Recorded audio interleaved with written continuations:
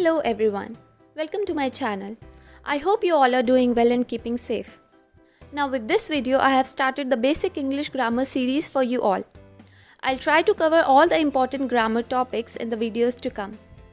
But before I begin with, I would like to request you to kindly consider subscribing my channel and click on the bell icon to get notified of the latest updates.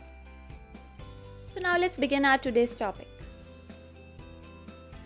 Consider these group of words. In the evening, the sad cat the mat under. He has two sisters. What baby are cute? Because she lost her purse. Now let's figure out which group of words conveys any meaning or have some sense. In the evening, it makes some sense but still it is incomplete. The sad cat the mat under. It looks as if the words have been jumbled. The third is he has two sisters. Well, it makes some sense. What baby are cute? Again, the words have been jumbled. The last one is because she lost her purse. Now, it conveys some sense, it has some sense, but still, it looks incomplete. Now, some group of words have the meaning and some don't. Some are complete, some are incomplete. So, what do we call these group of words in English grammar? So, let's find it out. There are various combinations of words, namely phrase, clause, sentence. Now let's see what a phrase is. A phrase is a group of words which makes sense but not a complete one. So it has a sense but still it is incomplete. It does not have a subject and a predicate. For example, in the evening, from the east, my best friend round the sun. Now if you look at the example in the evening, it does not have a subject, it does not talk about anything. So that's why it's a phrase. The clause. Now what is a clause? It is a group of words that forms part of a sentence. So it has a subject and a predicate. So it is a part of a sentence, right? We cannot walk outside while it is raining. Now look at the words in italics. While it is raining. It's got a subject, it's got verb also. It has got predicate also, but still while it is raining is dependent upon the first part of the sentence. That is, we cannot walk outside to make a complete sense. That is why it's a clause. Now let's see what a sentence is. So it's a group of words which makes complete sense. It has a subject and a predicate. That means it talks about someone, right, or something. For example, I will go outside when the rain stops. Now in this sentence, we talk about I. So I is our subject. Will go outside when the rain stops. This is the thing that we talk about I. Now let's understand the sentence and its parts. So a sentence is basically divided into two parts, subject and predicate. Now what are these two? Let us understand with the help of an example. The students studied hard for the test. Now what are we talking about in the sentence? Obviously the students. So the students is the subject. So the subject is a person or thing that is spoken about. And the part which tells something about the subject is predicate. So in this sentence we have studied hard for the test as our predicate. Now predicate is a Latin word which means to proclaim.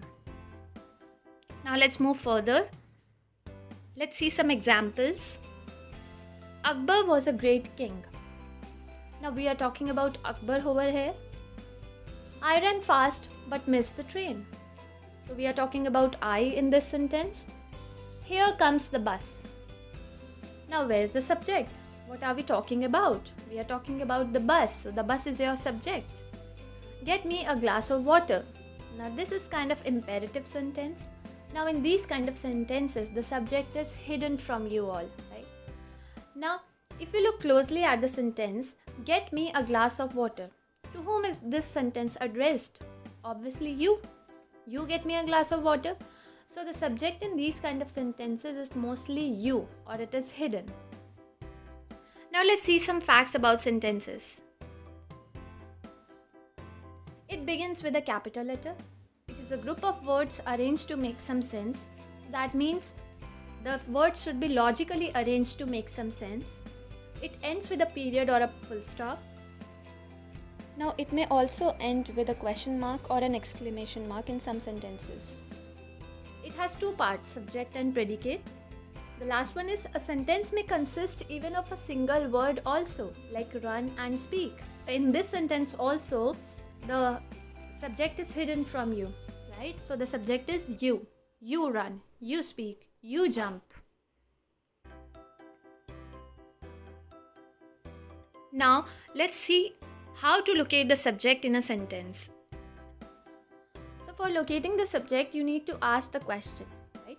So whenever you read a sentence, you have to ask this question if you want to locate the subject. Now what's that question? Who or what is doing something, right? Who is doing the action? What is doing the action? Or what is being talked about and about whom? About whom are we talking about in the sentence? So the answer that you get is your subject. You can also locate the verb or the action and then ask the question by asking who or what did the action. So this is almost the same.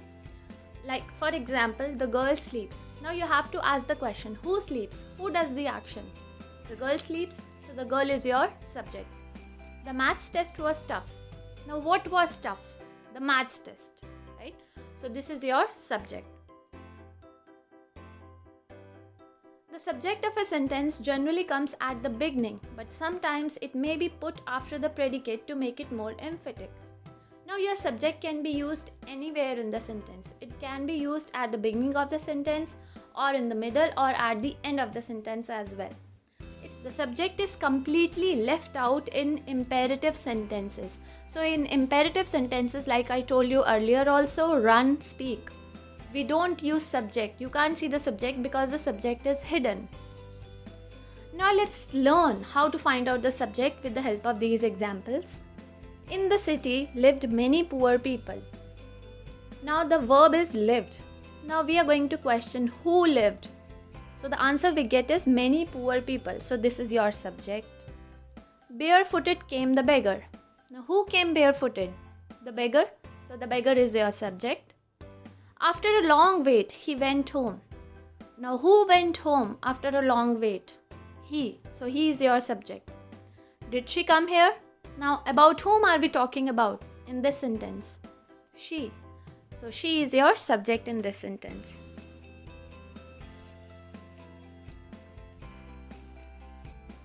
Now some sentences begin with there. For example, there goes the bus.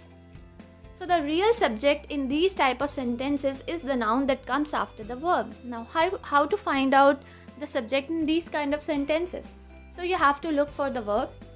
For example, in this sentence the verb is goes, right? So the noun that follows the verb will be your subject. Like we have the bus in this sentence. So the bus is the noun and the bus is your subject also. Now it may also end with a question mark or an exclamation mark in some sentences. Now I have a small assignment for you all. Now you have to identify the following group of words as phrases, clauses and sentences. So now when you look for the phrases, you have to see that it should not have the subject or the verb. Only a group of words which make some sense. When you look for the clauses, look for a subject and a verb, but still it should be incomplete. And if you look at look for the sentence, you have to see the subject, the verb, the full stop and the capital letter as well. Now the next exercise that I have for you is identify the subject and predicate in the following sentences. So you have to read the following sentences and separate the subject and predicate.